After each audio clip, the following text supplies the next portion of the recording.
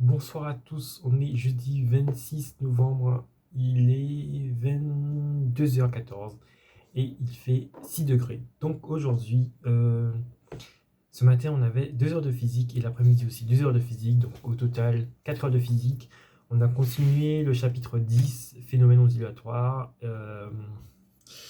Il a rendu, non il n'a rien rendu, il a surtout donné du travail. Il a donné le TD pour la semaine prochaine, le TP de demain et aussi un devoir maison sur de l'optique pour vendredi prochain. Voilà. Donc ça c'était. Ah oui, aussi un phénomène dans le chapitre du jour. On a introduit, enfin, il y a eu des formules qui utilisaient des complexes et on a découvert la notation physicienne des complexes. Les physiciens, quand ils écrivent des complexes, ils mettent des barres sous le nombre complexe. Sous le nombre complexe, c'est pas au-dessus. Et donc, dans le cas présent, on avait un S complexe, et du coup, le prof il écrivait S souligné. Et du coup, on avait des modules de complexe, des conjugables de complexe, et du coup, on avait des S soulignés plus une barre au-dessus. Quoique les physiciens, ils mettent pas un. Ils mettent pas. C'est quoi ça? Ils mettent pas un. Voilà comment on l'avait écrit du coup.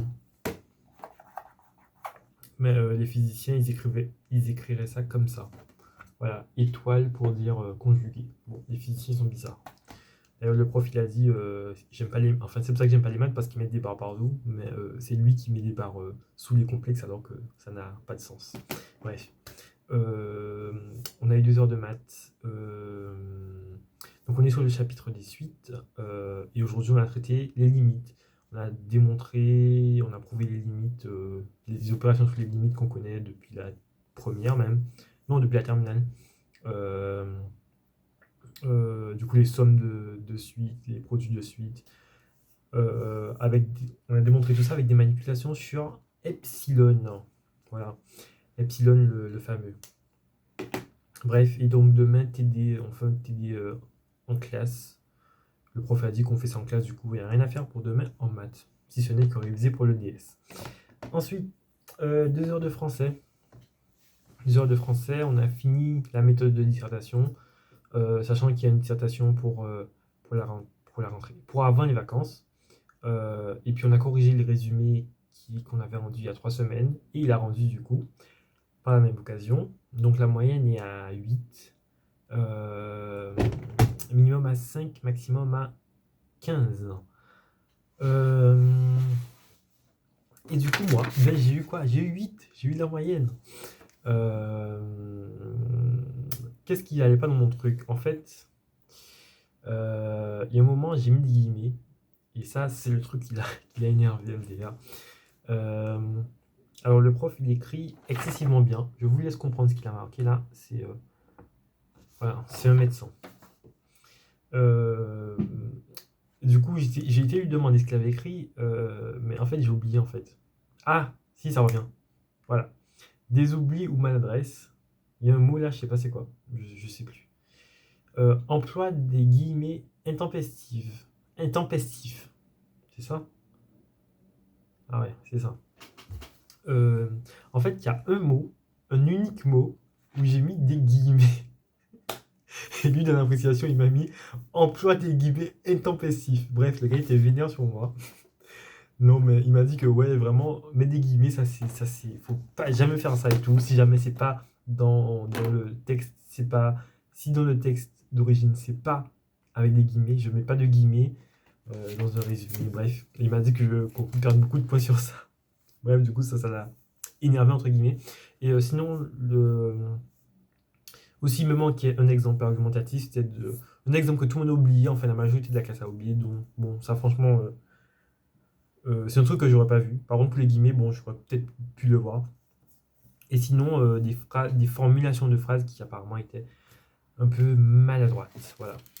Ah oui, et aussi dans la méthode de dissertation, il a beaucoup insisté sur une chose, c'est qu'il ne faut pas sauter de ligne dans l'introduction. Vraiment, il a insisté sur ça.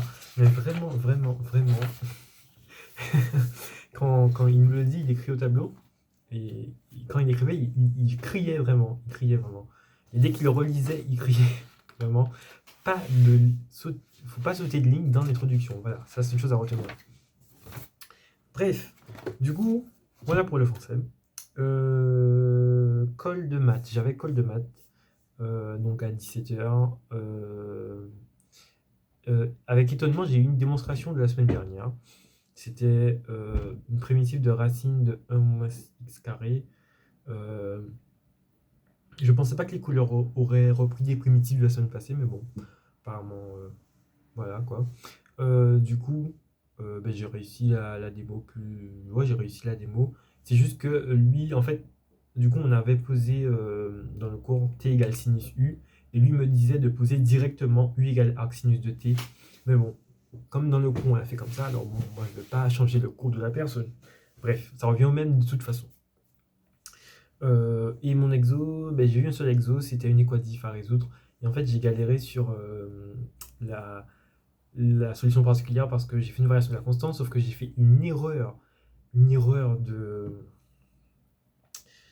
Quand j'ai intégré mon f0x dans l'équation E, j'ai fait une erreur, bref. Et du coup, j'ai perdu du temps, j'ai pas vu l'erreur tout de suite. Et du coup, il a vu, il m'a dit, bref, et du coup, j'ai perdu trop de temps sur ça. Pour simplifier le truc et trouver lambda, bref. Un truc bête, faut que je m'entraîne au calcul pour être plus rapide, mais vraiment plus rapide. Bref. Et du coup, j'ai eu 11, voilà. Donc, c'est tout pour cette journée. Donc, demain, on a TP de physique, TD de maths et cours de maths aussi. Et puis, surtout, samedi, DS, voilà. Donc, je pense que j'ai tout dit. Bonne soirée à tous. Moi, je vais bosser mes maths. Et à demain.